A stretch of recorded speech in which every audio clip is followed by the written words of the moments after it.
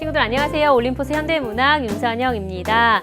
자, 벌써 11강입니다. 우리 현대시가 15강까지 잡혀 있는데요. 11강이면 거의 후반부라고 볼 수 있잖아요. 이제 시들이 좀 보이는지 모르겠어요. 자, 우리가 지금 공부하고 있는 것들은 교과서에 실려 있는 작품들입니다. 그만큼 교과서에 실려 있다는 것은 우리가 꼭 알아둬야 되는 작품이라는 의미가 되기도 하고요. 이런 작품들을 토대로 해서 다른 작품들을 또 완성해 나가는, 또 이해해 나가는 바탕이 되는 작품이 될 수 있습니다. 지난 시간에 어떤 성찰과 의지이지만 역사적 사건이나 사실 이런 것들과 관련되는 시들을 같이 봤잖아요. 참여문학의 시들이요. 오늘도 마찬가지입니다. 성찰과 의지 나와 있지만 시대 현실, 농촌이 붕괴되거나 뭐 이런 모습들, 그리고 두 번째 나와 있는 한용운 선생님의 시도 마찬가지 일제강점기라는 그런 모습들, 시대를 잘 생각해야지만 더 온전하게 시를 이해할 수 있는 작품들입니다. 항상 반영론적 관점에서 좀 보려고 노력을 해야 되는 부분들인 것 같아요. 자, 그럼 첫 번째 작품입니다. 고재종의 세한도라는 작품이 나와 있어요. 교재 54쪽에 있죠. 자, 제목을 한번 보겠습니다. 세한도라고 나와 있잖아요. 우리 교재에는 한자가 써 있지 않지만 한자로 쓴다면 요거예요. 세한도, 그림인데 어떤 그림? 추운 시절, 차가운 시절을 그린 그림이다. 배경 지식을 알고 있으면 훨씬 더 좋을 것 같아요. 배경을 알고 있으면. 우리 문제 보면 2번에 그림이 하나 나와 있어요. 그쵸? 그게 세한도거든요. 원래 세한도는 누가? 추사 김정희가 제주도에 귀향가 있을 시절에 유배돼 있을 때 그렸던 그림이라고 해요. 누구를 위해서? 제자였던 이상적을 위해서. 유배를 갔다는 건 뭐예요? 당시의 정치의 핵심 권력과 거리가 멀어졌다는 거예요. 그에 반하는 태도를 보였기 때문에 유배를 가는 거거든요. 자, 그럼 유배를 갔어. 그럼 분명히 지금 중심이 되는 정치 세력과 반하는 사람이라는 걸 수많은 사람들이 알았기 때문에 그동안 친하게 지냈던 사람들도 유배 간 사람을 찾지 않아요. 왜? 나도 그 사람과 똑같다고 생각해서 오해받을까 봐. 나도 유배 갈까 봐. 무서워서. 그런 상황 속에서 굉장히, 게다가 제주도까지 갔잖아요. 우리 이거 위리안치형이라고 하는데 정말 아무도 못 만나게 하는 거예요. 이런 외로운 상황 속에서 누구? 제자 이상적만이 추사 김정희와 계속 교류를 했다는 거예요. 얼마나 고맙습니까? 그 고마운 마음을 담아서 세한도라는 그림을 그렸다고 해요. 세한도라는 그림 거기 나와 있지만 어떻게 생겼습니까? 이렇게 해서 집 하나가 나오죠? 집 하나가, 아주 허름한 집 하나가 나오고, 이게 바로 추사 김정희가 제주도에 살고 있었던 그 집이겠죠. 이 집 앞에 아주 늙은 나무, 구부러진 늙은 나무와 꼿꼿하게 서 있는 소나무가 나오고, 이쪽에 전나무 몇 그루가 서 있습니다. 구부러져 있는 소나무는 누구예요? 추사 김정희를 이야기하는 거고, 꼿꼿한 나무는 누구? 바로 제자 이상적을 이야기하는 겁니다. 이렇게 힘없고 늙은 이런 선생님을 끝까지 바치고 있는 그런 모습, 고맙다는 뜻으로 보낸 작품이죠. 자, 그럼 여기에서 이렇게 세한도로 하면 사람들이 추사 김정희 아주 유명한 작품이니까 다 아는데 그것을 현대시의 제목으로 가지고 왔다. 그럼 세한, 추운 시절. 추사 김정희에게 추운 시절은 제주도에 유배당했던 그 시절일 거예요. 그러면 도대체 이 작품에서 고재종 시인이 얘기하고 싶었던 그 세한, 추운 시절은 무엇일까? 어떤 것일까를 생각하면 되는 거죠. 세한도. 단순히 추운 시절에만 주목해서 제목을 따온 건 아닐 거예요. 추운 시절이지만, 밑에다 써볼까요? 추운 시절. 여기서는 구체적으로 뭐였어요? 유배했던 그런 시절을 얘기해요. 그런데 그 시절이 굉장히 춥긴 하지만 견딜 수 있었어요. 누가 있었기 때문에? 제자 이상적이 있었기 때문에. 그 이상적을 무엇으로 표현한 거예요? 소나무로 딱 표현을 했죠. 소나무로. 이것처럼 이 작품에도 뭐다? 추운 시절이 드러나요. 그리고 그 추운 시절을 견디는 모습이 드러납니다. 기존에 있었던 작품의 주제 그리고 상황을 그대로 차용해 와서 상황만 바뀌었지 내용은 비슷하게 꾸미고 있구나. 그럼 우리는 이 동그라미 안에 있는 내용이 무엇인지를 찾아내면 되는 거죠. 뭐가 추운 시절인지, 그것을 어떻게 이겨나가려고 하고 있는지. 자, 보겠습니다. 고재종의 세한도. 날로 기우듬해 가는 마을회관 옆 청솔 한 그루 꼿꼿이 서 있다. 날로 기우듬해요. 뭐가? 마을회관이. 마을회관은 어디에 있는 거예요? 도시에 있는 게 아니죠. 시골 농촌에 있는 겁니다. 마을회관은 보통 그 마을의 중심이 되는 곳이에요. 중심이 되는 곳이니까 사람들이 여기 많이 모이기도 하고 중요한 일을 논의하기도 하고 뭐 잔치를 열기도 하고 중요한 곳인데, 그게 날이 갈수록 기우듬, 이렇게 기우는 거예요. 그럼 정말 마을회관 자체 그 겉모양이 기운다기보다는 이거는 그 마을회관이 갖고 있었던 상징적인 의미, 농촌 사회에서의 그런 의미, 이런 것들이 날이 갈수록 퇴색하고 있다, 이런 의미일 거예요. 근데 그 와중에서도 그러니까 결국 이 마을회관이라는 것은 퇴락한 농촌, 여기 기우듬해가는 마을회관, 점점 퇴락해가는 그런 농촌을 의미하는데, 그런 상황에서 뭐만 청솔 한 그루가 꼿꼿이 서 있다고 해서, 청솔, 푸른 소나무죠. 푸른 소나무 한 그루가 꼿꼿이 서 있다. 이 농촌은 날이 갈수록 쇠락하고 퇴락해 나가고 있는데 그 와중에 나무 한 그루가 딱 서 있는 거예요. 어떻게 꼿꼿이. 한때는 앰프방송 하나로 집집의 새양지까지 깨우던 회관역. 앰프방송, 이 마을회관에서 이장님이 얘기하겠죠. 뭐 지금 뭐 우리 마을에 뭐가 있습니다. 이런 거 하는데, 그때는 집집의 새양지까지 깨우던 그런 곳이에요. 뭔가 되게 번성하고 왁자지껄하고 막 이런 곳이었어요. 그러니까 굉장히 농촌이 활기찼던 그런 시절이죠. 근데 지금 그 둥치에 터지고 갈라진 아픔으로 푸른 눈 더욱 못 감는다. 한때 앰프 방송으로 생지까지 깨우던 회관 옆에 누가 서 있는 거예요? 여기 지금 안 써 있지만 청솔이. 그 옆에 있는 누구? 청솔이 둥치가 터지고 갈라졌어요. 아파 지금. 근데 지금 뭐 하고 있어요? 꼿꼿이 서 있었잖아. 꼿꼿이 서서 뭐 하고 있는 거예요? 푸른 눈을 못 감고 있어. 나무가 눈이 어디 있어요, 그쵸? 눈을 못 감는다고 뭐 하고 있는 거예요? 의인법을 사용하고 있는 거예요. 의인법을 왜 썼을까? 뭔가 시의 주제를 형성하기 위해서 이 소나무가 굉장히 중요한 존재인 거예요. 소나무가. 그래서 여기서는 푸른 눈 못 감는다라는 것은 약간 이런 의미 아닐까? 뭐 이런 거 있잖아요. 뭔가 반대할 때 내 눈에 흙이 들어올 때까지는 안 돼. 막 이런 식으로 얘기하잖아요. 그런 것처럼 푸른 눈 못 감는다는 거는 이대로 끝낼 순 없다. 이런 의미? 농촌에 쇠락해가는 이런 모습 보면서 이대로 끝낼 순 없다. 약간 그런 모습을 보여주고 있는 것 같아요. 이렇게 쓰러질 수는 없다는 그런 태도. 그래서 여기 터지고 갈라진 아픔이라는 건 단순히 정말 청솔, 소나무의 밑에 밑둥이 갈라졌다는 의미라기보다는 농촌의 아픔을 이야기하고 있는 거라고 생각할 수 있겠죠. 그럼 상황을 이제 알겠다. 농촌이 퇴락해가고 있는 거, 이게 문제구나. 그럼 여기서 이제 의지적인 것들이 필요한 거예요. 그 회관 들창 거덜내는 대바람 때마다, 대바람은 뭐 북풍이라고 하는데 어쨌든 창문을 막 덜컹덜컹하게 하는 바람이에요. 바람이 불 때마다 청솔은 또 한바탕 노엽게 운다. 소나무 울지 못하거든요. 계속 소나무를 의인화하고 있어요. 의인법을 사용해서 이야기하고 있습니다. 청솔이 울고 있대. 그럼 진짜 청솔은 울지 못하니까 실제로 우는 사람이 따로 있을 거야. 그쵸? 누가 울겠어요? 이런 쇠락해가는 농촌 현실에 대해서 불만을 가지고 울분이 있는 그런 사람들일 거예요. 그 농촌에 있는 사람들이겠죠. 그래서 여기서 노엽게 운다는 거는 농촌 현실에 대한 그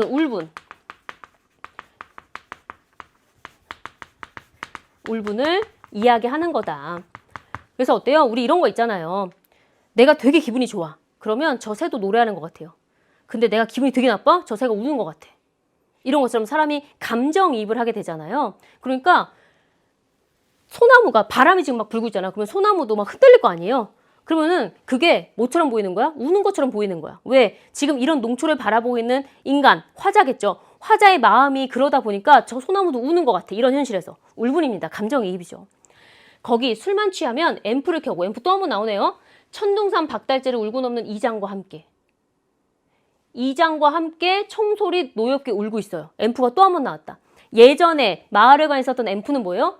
그것만 켜고 얘기하면 사람들이 다 모여들고 왁자지껄했던 그런 활기찬 곳이었어. 근데 지금은 아마 없을 거예요. 사람들이. 농촌이 쇠락해가고 있으니까.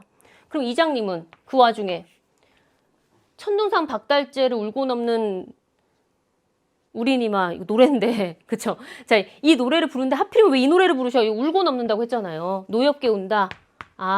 농촌 현실에 대한 울분을 표시하고 있는데 이장님이 지금 아마 그런 울분을 갖고 있을 거예요. 그래서 앰프 켜고 옛날 정말 번성했었던 그 시절 생각하면서 울면서 막 술 한잔 하셨겠죠. 하면서 막 노래를 부르는 게 어디? 청솔이 또 한바탕 노엽게 운다는 거랑 일맥상통하게 감정이입을 해서 표현을 하고 있는 것입니다. 되게 서글픈 감정 이런 게 좀 드러나 있죠. 여기까지 보면은 농촌이 쇠락해서 더 이상 희망이 없는 것처럼 보여요. 그렇죠? 생산도 새마을도 다 끊긴 궁벽. 정말 꿈과 희망이라고는 전혀 없어. 그러나가 나오면 그러나, 그런데 이런 것들이 시에 나왔다 하면 뭐라 했죠? 시상의 전환.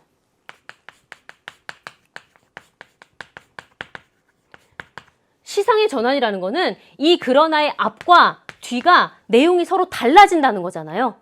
앞에서 부정적인 게 나왔으면 뒤에는 이제 긍정적인 내용으로, 앞에서 슬펐으면 뒤에는 행복해지거나 극복하는 내용으로 시상이 전환되는 거예요. 앞에까지는 굉장히 쇠락한 농촌의 모습만 쭉 나열했는데, 그러나 저기 난장났다는 건 난장판이 됐다 이런 거 생각하면 돼요.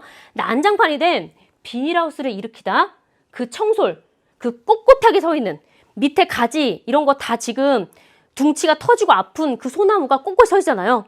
푸른 눈 못 감고. 그 청솔을 바라보는 몇몇들을 보아라. 자, 청솔 뭐 하고 있어요? 꿋꿋하게 서 있어요. 그 다음에 그 청솔을 누가 봐? 몇몇 사람들이 봐. 이 몇몇들은 지금 뭐 하고 있어요? 난장판된 비닐하우스를 일으키고 있어요. 농촌에 남아있는 사람들이죠. 아, 그럼 바로 이 사람들이 바로 누구다? 이 사람들이 우리 이 농촌의 희망이 될 수 있는, 저 청솔처럼 꼿꼿하게 설 수 있는 그 사람들, 이 몇몇들 힘들고 고달프고 비닐하우스 일으키면서 막 한탄하고 했을 거야. 근데 일으키다가 손을 봤어. 꼿꼿하게 서 있네. 푸르르네. 여기에서 뭔가 희망의 빛을 읽어내지 않을까라는 거죠. 그리고 우리에게 뭐라고 해요? 몇몇을 보아라라고 뭐하고 있어요? 명령하고 있어요. 우리가 다른 데 보면 안 돼. 누구 봐야 돼? 이 사람들 봐야 돼. 왜? 이 사람들이 지금 앞으로 희망적인 그런 모습, 아마 왜 보아라고 했냐면 우리에게 설득하고 싶어서, 우리에게 주제를 강조하고 싶었던 거예요. 이 사람들이 바로, 이 청소를 바라보는 이 사람들이 바로 내가 얘기하고 싶은 주제와 관련된 사람들이다. 이렇게 힘들고 고달프고 쇠락해가는 농촌을 일으킬 수 있는 희망의 이미지, 바로 이 사람들이다 라는 거 보여주는 거죠. 그때마다 삭바람마저 빗질하여 서러움조차 잘 걸러내어 푸른 숨결을 풀어내는 청소를 보아라. 또 보라고 명령을 했어요. 근데 청소를 왜 봐야 되냐면 이래서 봐야 돼. 삭바람, 바람인데 바람을 빗질한대요. 빗질이니까 이렇게 하는 건데, 시인이라 그런지 표현이 굉장히 섬세하죠. 우리 그 소나무의 그 솔잎들을 보시면 하나의 솔잎들이 이렇게 여러 개가 나 있어요. 그쵸?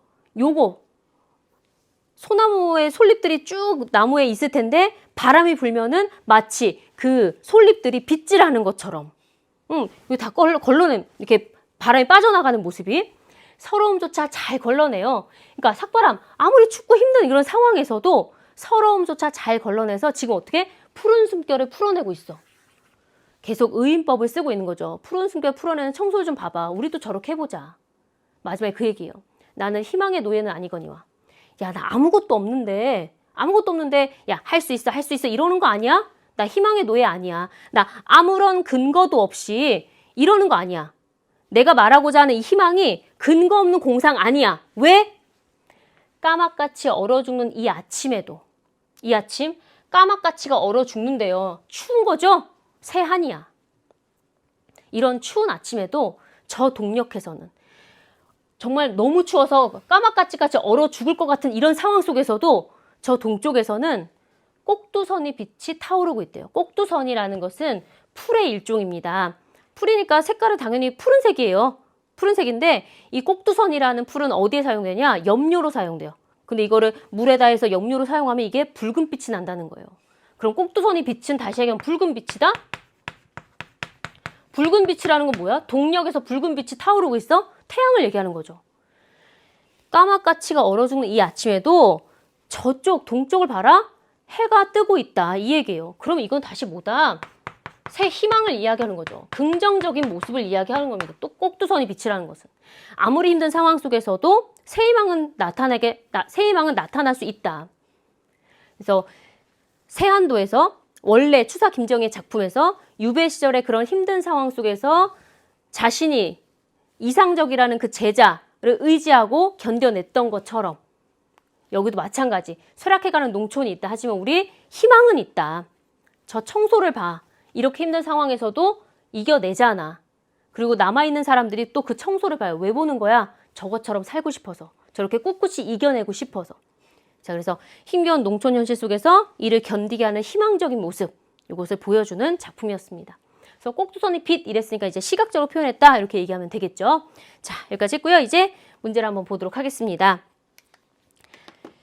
표현상의 특징이 나와 있네요. 첫 번째, 의인법을 활용하여 시의 주제를 형성하였다. 의인법, 제가 선생님이 시 설명하면서 여러 번 이야기했죠. 의인법 누구예요? 청솔. 소나무 살아있잖아요. 근데 살아있는데 사람은 아니잖아요. 근데 뭐 했어? 눈을 못 감는데 푸른 숨결을 막 얘기하고 있대. 그러면서 또 뭐래요? 노엽게 울고 있다. 운다, 눈을 못 감는데 다 의인법입니다. 청솔을 이야기하고 있고요. 그러면 이걸 활용해서 뭐 하고 있냐? 시의 주제를 형성하였다. 시의 주제가 뭔데? 방금 얘기한 것처럼 힘겨운 농촌 현실 속에서 이를 견디는 희망이라고 했어요. 청솔이 그렇잖아요. 기우듬해가는 마을회관 옆에서 자기도 지금 둥치가 갈라지는 아픔이 있는데도 꿋꿋이 서 있다 했잖아요. 우리도 저렇게 하자. 지금 농촌 힘들어? 근데 저렇게 꿋꿋이 한번 견뎌보자. 답 1번이네. 2번, 수미상관의 기법을 통해 화자의 정서를 강조하고 있다. 수미상관의 기법을 통하면 화자의 정서 강조할 수 있어요. 수미상관이 뭐예요? 시의 처음과 끝. 이 첫 번째 연, 처음 부분과 마지막 연이 비슷한 구조 또는 비슷한 내용으로 이루어졌을 때 우리 그걸 수미상관이라고 합니다. 자, 그러면 앞부분과 뒷부분의 내용이 비슷하다는 거잖아요. 그럼 반복이거든. 그러면 당연히 강조하는 거야. 주제든 정서든. 근데 이 작품에서는 그런 건 없죠. 3번, 어조의 전환을 통해 화자의 현실 순정 태도를 드러냈다. 어조의 전환. 전환 나오지 않았어요? 전환? 시상의 전환. 그러나 나왔습니다. 근데 어조의 전환이라고 했잖아요. 어조가 전환되려면, 어조가 뭐예요? 예를 들면 남성적 어조에서 여성적 어조로, 아니면 명령적 어조에서 아니면은 청유형 어조로, 이런 식으로 뭔가 전환이 일어나야 되는데, 여기는 보세요. 서 있다, 운다, 보아라, 뭐하라 이런 식으로 나와 있잖아요. 선생님 처음에 있다 이렇게 현실 상황 설명하다가 갑자기 보아라 명령하잖아요. 있는 거 아니에요? 어조의 전환 있을 수 있어요. 그런 부분 일부분 찾아본다면. 그런데 그렇다고 해서 화자가 현실 수능적 태도, 그래 농촌은 이렇게 되는 게 당연하지, 쇠락해야지, 이거 아니잖아요. 이거 어떻게든 견디고 이기자는 거잖아요. 뒤에가 맞지 않다. 4번, 공간의 이동에 따른 소재의 변화를 중심으로, 공간 이동이 없죠. 지금 농촌입니다. 이동이 있다면 뭐의 이동이 있어요? 시상 전개 자체가 과거의 이야기를 하고 현재 이야기하고 있어요. 과거엔 이렇게 번성했는데 현재는 이렇다. 과거에서 현재로 오고 있지 공간이 이동하고 있진 않다. 5번, 현재 시제를 나타내는 어미를 사용하여 어떤 거? 서 있다, 노엽게 운다. 원래 울다인데 운다, 니은다가 쓰여져 있잖아요. 현재 시제입니다. 사용하여 역동적인 분위기를 형성한다. 현재 시제는 나타나 있지만 그렇다고 해서 역동적, 활기차게 움직이는 거 나와 있어요? 그렇지 않죠. 답은 1번이 되겠습니다. 항상 표현법과 그 뒤에 난 효과가 둘 다 똑같이, 둘 다 맞아야 돼요. 어떤 한쪽만 맞으면 그 답이 될 수 없는 거죠. 2번, 보기와 관련하여 윗글을 감상한 것으로 가장 적절한 것은 이라고 했습니다. 자, 보기는 선생님이 앞서 세안도 제목 설명할 때 다 보여줬던 내용이에요. 요 그림이죠. 아까 선생님 그렸던 그림. 이렇게 기우듬 한 게 누구예요? 바로 추사 김정희 자기 자신을 의미하는 거였고, 꼿꼿이 서 있는 게 이상적을 이야기하는 거였습니다. 한번 읽어볼게요. 세안도는 추사 김정희가 정치적 박해를 받고 제주도에서 귀양생활하고 있을 때, 귀양생활 이게 세한이다. 추운 시절. 제자 이상적이 사제간의 의리를 잊지 않고 모든 사람이 다 이 김정희를 멀리할 때 이상적만이 있었다는 거죠. 이렇게 바로 옆에 붙어서. 옆에 보세요. 막 풀들이 막 가득하지 않잖아요. 북경에서 귀한 책들을 구하여 보내준 답례로 그려준 그림으로 전해진다. 그림과 함께 적은 발문에서 추사는 쓱에 대한 의리로서 훌륭한 덕목을 보여준 제자의 인품을 공자의 말, 날씨가 추워진 뒤에야 소나무와 잣나무가 늦게 시듬을 안다에 비유하여 표현하고 칭찬하였다라고 했어요. 이 부분은 다른 독서 지문이나 이런 데서도 나올 수도 있는데, 날씨가 추워진 뒤에야 소나무와 잣나무가 늦게 시듬을 안다. 다른 시로 표현하면 푸르름을 안다. 이렇게 얘기하기도 해요. 이거 뭐냐? 봄, 여름, 가을에는 다른 나무나 풀들이 많이 있죠. 그러니까 소나무가 푸르다는 생각, 잣나무가 푸르다는 생각을 그렇게 많이 못해. 근데 겨울이 돼서 모든 것들이 다 잎이 떨어지고 있을 때 소나무랑 잣나무만이 푸른 잎을 갖고 있잖아요. 그러니까 사람들이 그제서야 소나무와 잣나무 푸른 거였지? 이거 인간 세상으로 가지고 와서 얘기하면 내 옆에 친구들이 무지하게 많아요. 다 나랑 너무 친해. 나랑 맨날 이야기하고 놀아. 근데 어느 순간 내가 아주 곤경에 처했어요. 그럴 때 과연 내 옆에 남아있는 사람이 누굴까? 이거 좀 고민하게, 생각하게 하는 문제인데, 이게 바로 그거죠. 날씨가 추워져 봐야지, 내가 곤경에 빠지거나 힘든 상황이 되어 봐야지 진짜가 누군지 나온다는 거예요. 소나무와 잣나무에서 늦게 식을 안다. 이런 이야기.